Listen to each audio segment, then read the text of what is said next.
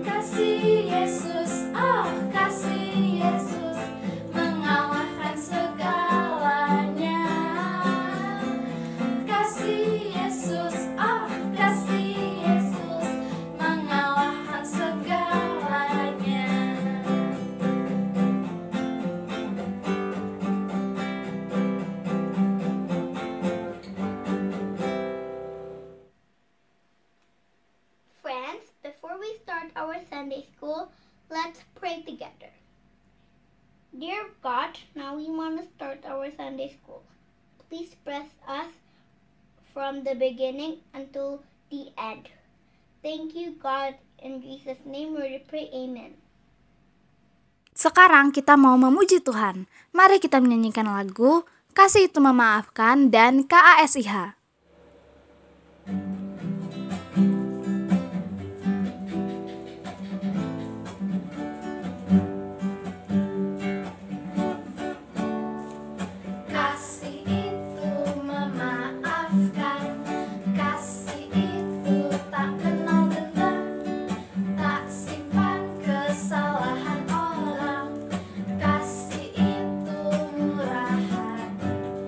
Bukan hanya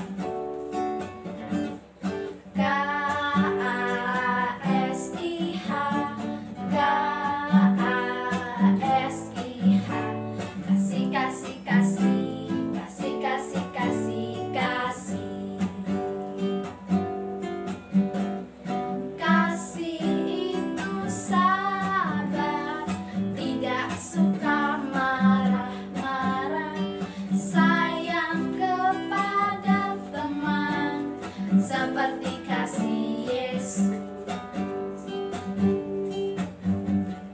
Kasih itu sabar, tidak suka marah-marah, sayang kepada teman, seperti kasih Yesus. Shalom teman-teman, ketemu lagi di Kamu Perlu Tahu. Apakah kalian tahu Herodes? Herodes adalah raja yang memerintah saat kelahiran Tuhan Yesus. Nah, kali ini kita akan membahas tentang Herodes. Herodes lahir sekitar tahun 72 sebelum Masehi di Idumea, Hasmonea, Yudea. Ia memerintah sekitar tahun 36 sampai 4 sebelum Masehi dan meninggal sekitar tahun 4 sebelum Masehi. Diperkirakan kekayaan Herodes mencapai 13 juta dinari atau setara dengan 1,6 juta dolar per tahunnya. Semua kekayaan ini diambil dari pemungutan pajak. Herodes dianugerahi gelar Raja Yudea oleh Senat Romawi. Dengan demikian, ia adalah pengikut kekaisaran Romawi yang diharapkan dapat mendukung kepentingan para pelindung Romawinya. Dukungan Herodes dari Kekaisaran Romawi merupakan faktor utama yang memungkinkan dia untuk mempertahankan otoritasnya atas Yudea. Pemerintahan Herodes yang despotik telah ditunjukkan oleh banyak tindakan keagamaannya yang ditunjukkan untuk menekan penghinaan yang dilakukan oleh rakyatnya, terutama orang Yahudi terhadapnya. Misalnya, Herodes disarankan menggunakan polisi rahasia untuk memantau dan melaporkan perasaan masyarakat umum terhadapnya. Dia berusaha untuk melarang protes dan membuat lawan-lawannya disingkirkan dengan paksa. Dia memiliki pengawal 2.000 tentara. Meskipun terkenal sebagai raja yang kejam, Herodes merupakan salah satu raja yang mempunyai prestasi arsitektur terbaik. Contohnya, ia membangun bait suci yang masih bertahan setengahnya hingga sekarang. Meskipun hal tersebut dilakukan bukan tanpa pamrih, melainkan untuk mendapatkan dukungan dari orang-orang Yahudi untuk memperkuat posisinya sebagai raja. Terima kasih telah menyaksikan Kamu Perlu Tahu hari ini. Semoga bermanfaat. Dadah! Teman-teman, mari kita menyiapkan hati kita untuk mendengarkan firman Tuhan. Sebelumnya, mari kita menyanyikan lagu Kasih Itu Lemah Lembut.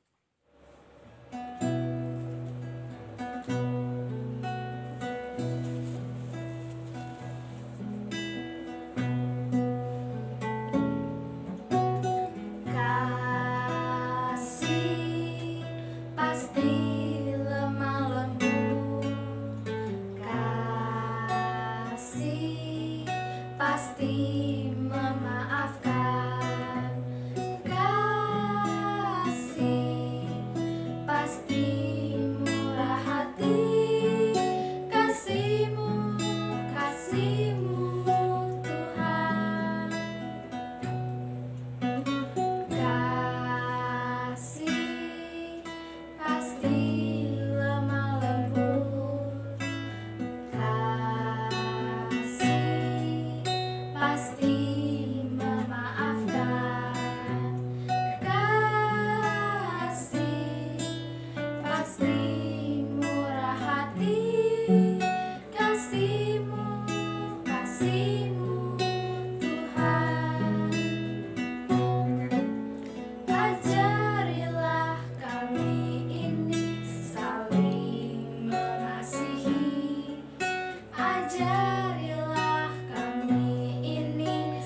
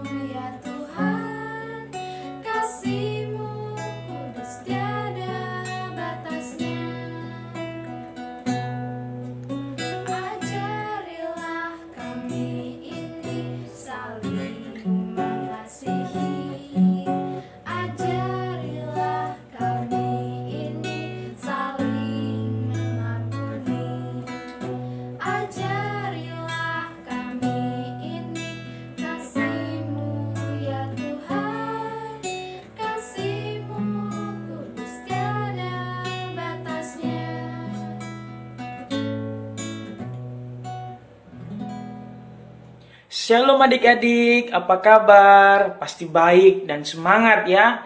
Dan kita berjumpa lagi di Sekolah Minggu GMI Makedonia. Sebelum kakak menyampaikan firman Tuhan, mari kita berdoa. Lipat tangannya, mari kita berdoa. Tuhan Yesus yang baik, kami mengucap syukur Tuhan. Pada hari ini kami akan mendengar firman Tuhan. Tuhan kiranya memberkati kami supaya firman-Mu tertanam dalam hati kami. Berkati juga saya yang akan menyampaikan firman Tuhan. Tuhan Yesus memberkati juga. Terima kasih banyak Tuhan. Ini doa dan harapan kami. Di dalam nama Tuhan Yesus Kristus. Haleluya. Amin. Iya. Kita telah berdoa. Dan kakak akan menceritakan sebuah cerita yang sangat seru adik-adik. Ya, sebelum kakak akan menceritakan sebuah cerita, pasti adik-adik bertanya kan, siapa nama kakaknya? Ya, perkenalkan, nama kakak adalah Kakak Amos Ginting. Ya, itu perkenalan dari kakak. Ya, sebelum kita bercerita, kakak ingin mau bertanya kepada adik-adik semua. Ya, apakah sudah pernah melihat pohon anggur? Ayo, apakah sudah pernah melihat pohon anggur? Di mana pohonnya ya? Dan buah anggur. Ya, mungkin adik-adik pernah makan buah anggur ya. Ada yang warnanya merah, ada yang hijau, ya, ada yang hitam lagi. Nah, apakah adik-adik sudah pernah melihat pohon anggur? Apakah belum? Nanti coba, mungkin mamanya ada yang nanam pohon anggur. Coba ditanya mamanya. Iya, seperti apa pohonnya ya? Supaya kita tahu gimana pohonnya. Apakah pohonnya menjalar atau tidak. Ya, nanti kakak akan ceritakan lebih lagi. Dan adik-adik pernah makan buah anggur kan? Apa rasa buah anggurnya? Apakah pahit? Apakah asin? Pasti buah anggur adalah manis dan sedap dimakan. Iya, kalau adik-adik pernah memakannya pasti kepengen terus makan anggur.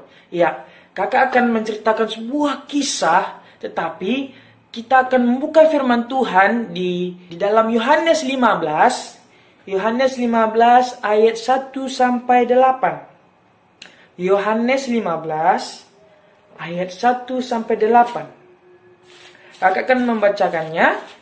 Pokok anggur yang benar. Aku pokok anggur yang benar dan Bapakkulah pengusahanya. Setiap ranting padaku yang tidak berbuah dipotongnya, dan setiap ranting yang berbuah dibersihkannya, supaya ia lebih banyak berbuah. Kamu memang sudah bersih karena firman yang telah kukatakan kepadamu. Tinggallah di dalam aku dan aku di dalam kamu. Sama seperti ranting tidak dapat berbuah dari dirinya sendiri kalau ia tidak tinggal pada pokok anggur, demikian juga kamu tidak berbuah. Jikalau kamu tidak tinggal di dalam aku, akulah pokok anggur dan kamulah ranting-rantingnya. Barang siapa tinggal di dalam aku dan aku di dalam dia, ia berbuah banyak, sebab di luar aku kamu tidak dapat berbuat apa-apa. Barang siapa tidak tinggal di dalam aku, ia dibuang keluar seperti ranting dan menjadi kering. Kemudian dikumpulkan orang dan dicampakkan ke dalam api, lalu dibakar. Jikalau kamu tinggal di dalam aku, dan firmanku tinggal di dalam kamu, mintalah apa saja yang kamu kehendaki, dan kamu akan menerimanya. Dalam hal inilah Bapakku dipermuliakan, yaitu jika kamu berbuah banyak, dan dengan demikian kamu adalah murid-muridku. Iya, itu firmannya bisa kakak bacakan. Iya, kakak akan ceritakan sebuah kisah seorang bapak yang suka menanam pohon anggur. Ya, kakak akan menceritakan sebuah kisah seorang bapak yang suka sekali menanam kebun anggur. Ya, kebun anggurnya sangat banyak, teman-teman, adik-adik sekalian. Ya, kebun anggurnya sangat banyak buahnya. Ya, ketika musim panen telah tiba, ranting kanan pohon itu mengeluarkan buah anggur. Ya, kita lihat sebelah kanannya ada pohon anggur dan sebelah kirinya tidak memiliki pohon anggur. Tetapi ranting sebelah kiri tidak menghasilkan buah anggur. Kenapa ya? Kenapa tidak menghasilkan buah anggur? Tetapi yang sebelah kanan menghasilkan buah anggur. Ya, kita lihat anggurnya sangat besar. Dan si Bapa melihat sebelah kiri tidak memiliki buah, lalu dia memotong ranting di sebelah kiri.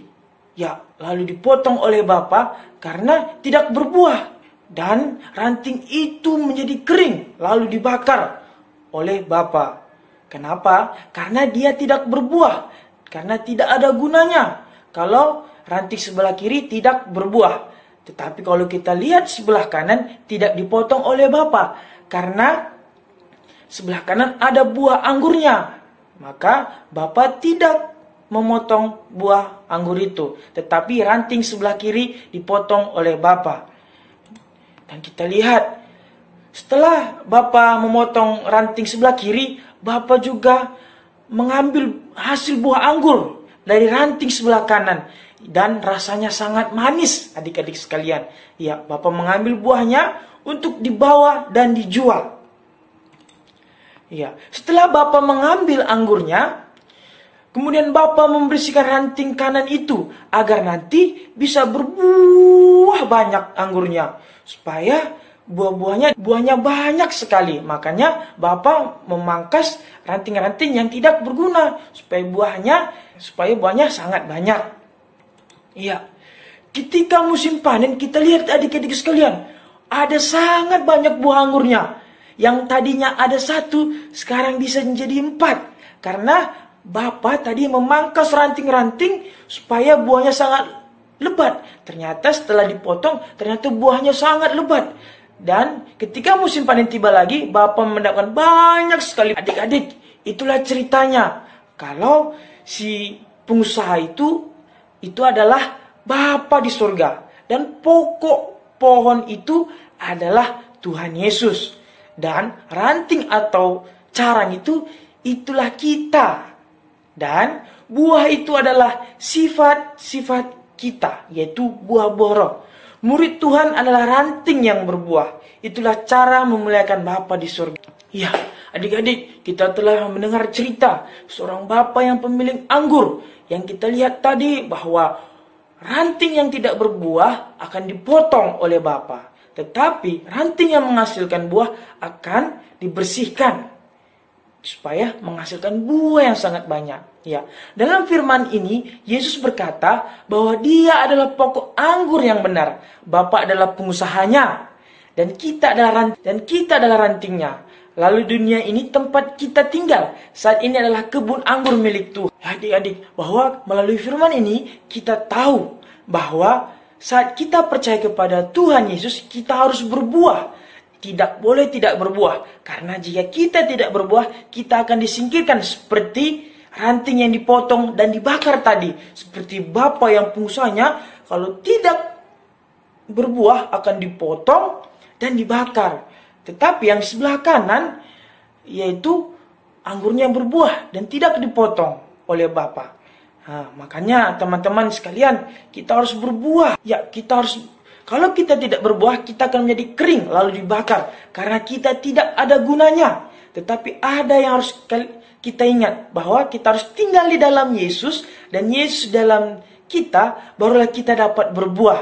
Ya, supaya Yesus tinggal di dalam kita, apa yang harus kita perbuat? Yaitu caranya adalah kita harus mengaku, percaya bahwa Yesus adalah Tuhan dan Juru Selamat kita. Dan kita mengundang Tuhan Yesus tinggal dalam hati kita, di dalam diri kita. Setelah Yesus tinggal di dalam diri kita, kita pun harus tinggal di dalam Dia dengan cara tekun berdoa, belajar tentang firman Tuhan, baca firman Tuhan, sehingga kita selalu dekat dengannya dan kita dapat berbuah karena Tuhan ada dalam hidup kita, supaya kita menjadi berkat bagi banyak orang, seperti pohon anggur yang tadi, yang buahnya bisa dinikmati oleh orang lain, yang sangat banyak buahnya karena kita tinggal di dalam Dia. Seperti tadi juga Bapa mengikis ranting-rantingnya supaya buahnya sangat banyak. Dan itu juga firman Tuhan juga menginginkan kita supaya kita juga berbuah banyak. Sekarang siapa yang bisa menjawab pertanyaan ini? Jika pohon anggur berbuah anggur, manusia berbuah apa? Ayo, tadi kalau pohon anggur pasti berbuah anggur. Tetapi kalau manusia berbuah apa ya? Berbuah apa ya? Pasti adik bingung ya? Iya. Ada yang menjawab, buah duku kak. Oh salah. Buah salak kak. Salah. Buah apa ya? Ya, kakak akan menjelaskannya. Kalau manusia adalah berbuah, buah-buah roh yang kita hasilkan. Coba kita buka di Galatia 5 ayat 22 sampai 23. Galatia 5 ayat 22 sampai 23. Itu adalah buah-buah roh yang kita hasilkan karena kita tinggal di dalam Dia. Iya, karena kita tinggal di dalam Tuhan Yesus. Ternyata Tuhan Yesus ingin supaya kita menghasilkan buah-buahnya. Yaitu apa? Yang pertama, kasih. Yang kedua, sukacita, damai sejahtera, kesabaran, kelemah lembutan, kemurahan, kebaikan, penguasaan diri, dan kesetiaan. Ya, sekarang kita sudah tahu bahwa kita harus berbuah. Oleh karena itu, adik-adik, coba periksa diri kita masing-masing. Apakah buah-buah ini sudah ada dalam diri kita atau belum? Jika belum, ayo. Belum terlambat untuk memulai. Sehingga suatu hari nanti orang lain bisa menikmatinya dan dapat mengenal Yesus melalui diri kita. Ya adik-adik, ya maka daripada itu adik-adik, kita adalah pokok anggur itu. Yaitu kita yang tinggal di dalam Tuhan Yesus. Dan kita adalah rantingnya yang kita harus berbuah. Yaitu buah-buah roh. Jadi kita harus jadi berkat bagi orang lain. Supaya nama Tuhan dipermuliakan dalam diri kita. Orang melihat bahwa Yesus ada dalam diri kita. Ya, amin kebenaran firman Tuhan. Kakak menutupnya, kakak akan membacakan ayat hafalan, yaitu dalam Yohanes 15 ayat 5. Beginilah firman Tuhan. Akulah pokok anggur dan kamulah ranting-rantingnya. Barang siapa tinggal di dalam aku dan aku di dalam dia, ia berbuah banyak. Sebab di luar aku, kamu tidak dapat berbuat apa-apa. Ya. Itu ayat hafalan kita pada hari ini. Mari kita berdoa. Terima kasih Tuhan untuk kasih setiamu dalam kehidupan kami. Dan kami akan berpisah. Terima kasih atas firman-Mu. Ingatkan kami harus setia terhadap-Mu Tuhan. Dan kami harus berbuah. Terima kasih. Kau berkati juga adik-adik yang ada di rumah. Kau memberkati mereka. Berikan mereka kesehatan, kekuatan yang daripada-Mu. Berkati juga sekolah mereka. Kiranya Tuhan memberikan kecerdasan. Berkati juga orang tua mereka Tuhan. Terima kasih banyak Tuhan. Ini doa dan harapan kami. Di dalam nama Tuhan Yesus Kristus Allah yang hidup. Amin. Sampai jumpa. Tuhan Yesus memberkati. Shalom. Dadah.